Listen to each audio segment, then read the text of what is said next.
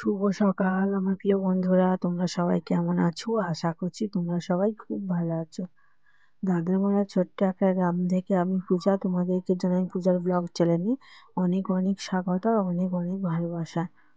তো সকালটা শুরু হলো, জানো তো, তোমাদের দাদাভাই ঠাকুরকে মানে খেতে দিচ্ছে।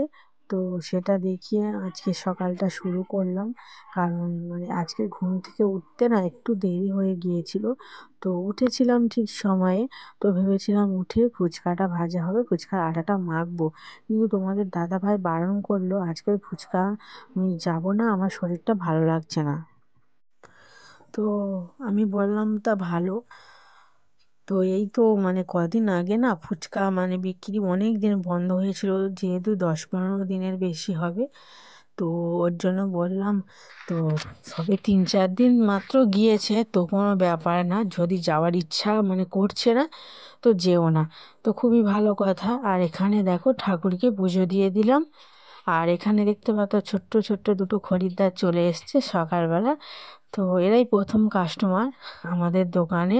তো এরা দেখো অবাক হয়ে যাচ্ছে ওদেরকে, ক্যামেরার মধ্যে রেকর্ড করছিলাম তো, তো এর জন্য। তো দেখো সমস্ত কাজ সেরে, তো আজকের অনেক জামা কাপড় ভিজোচ্ছি, কারণ এটা দুদিনের জামা কাপড়। রাজস্বী সোনা এত জামা কাপড় ময়লা করে, তো ওর জামা কাপড়গুলো রোজই কাচতে হয়, রং করে দেয়। কাচতে হয় তো দূরের কথা, যেহেতু ছোট বাচ্চা কাচ্চা বা বড়দের প্রতিদিন জামা কাপড় কাচা উচিত, কিন্তু আমার রাজস্বী সোনা বিশেষ করে জামা কাপড়গুলো রং করে দেয়। একবার পরার পর সেগুলো এতটা বিচ্ছিরি হয়ে যায়, তো অনেকে দেখে ভাববে যে এত নোংরা জামা কাপড়কে পরিয়ে দেবো, তো কি করবো বলো। এই রং রং সব সময় ভালো ভালো জামা কাপড়গুলো রং লাগিয়ে দেয়। তো সেগুলো একটু সার্ফ দিয়ে ভিজিয়ে রেখেছিলাম, এরিয়াল সার্ফ দিয়ে। তো দেখা যাক, যদি কিছুটা তো উঠবে দাগ। তারপর একটু রসুন ছাড়িয়ে না জলে ভিজিয়ে রাখলাম, তো মিক্সিতে পেস্ট করে নেবো। আর এখানে রাজস্বী সোনা এইমাত্র ঘুম থেকে উঠে গিয়েছে। আর এখানে দেখো আমি ওই যে বিছানা পেতেছিলাম না, সেই বিছানাটা গুছিয়ে নিচ্ছি। আর রাজস্বী সোনাকে জানো তো নতুন বই কিনে দেওয়া হয়েছে, তাই ও ভীষণ একটু খুশি। তো দেখবে প্রথম প্রথম একটু খুশি মনে হবে, কিন্তু তারপর বইয়ে একদম হাতই দেবে না। তো সকাল সকাল রাজস্বী সোনা স্কুলে যাবে বলে আমি একটু না প্রেসার কুকারে করে ডালে চালে ভাত বসিয়েছিলাম। তো সেটা বুঝতেই পারিনি, এই প্রথমবার প্রেসার কুকার ব্যবহার করলাম। তো প্রেসার কুকারে ভাত বসিয়ে দিয়ে একটা কি বলবো তোমাদের হাসির কথা, তো আমি বারবার খুলে খুলে দেখেছিলাম যে জলটা আছে কি না কতটা। তো একদম শুকনো হয়ে গিয়েছিল। তো যাই হোক, তো পুড়ে তো যায়নি। তো সেটা আমরা সবাই মিলে ভাগ করে খেয়ে নিয়েছি। তো আমি খাইনি, জানো তো। আমার ভাতটা আমার যে দিদা এসছে মায়ের বাড়িতে, ওকে ওনাকে দিয়ে এসছি। আর এটা আমার দিদির শাশুড়ি, ওনাকেও দিয়েছিলাম।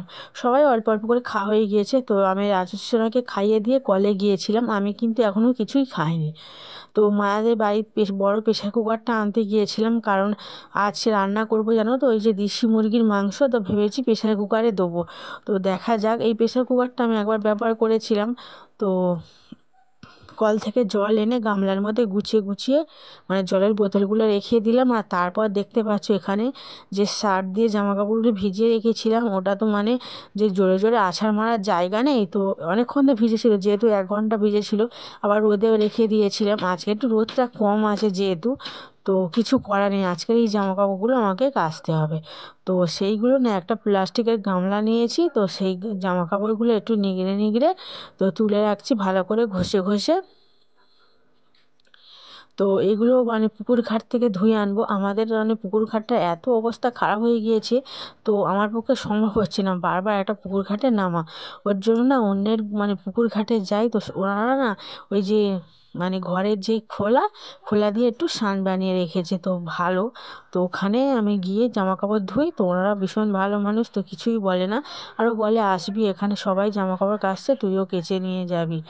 তো দেখো, এটা তোমাদের দাদাভাইয়ের সাথে একটু বক বক রেখে গিয়েছিলাম, তো তাই জন্য একটু বকে বকে চলে যাচ্ছিলাম।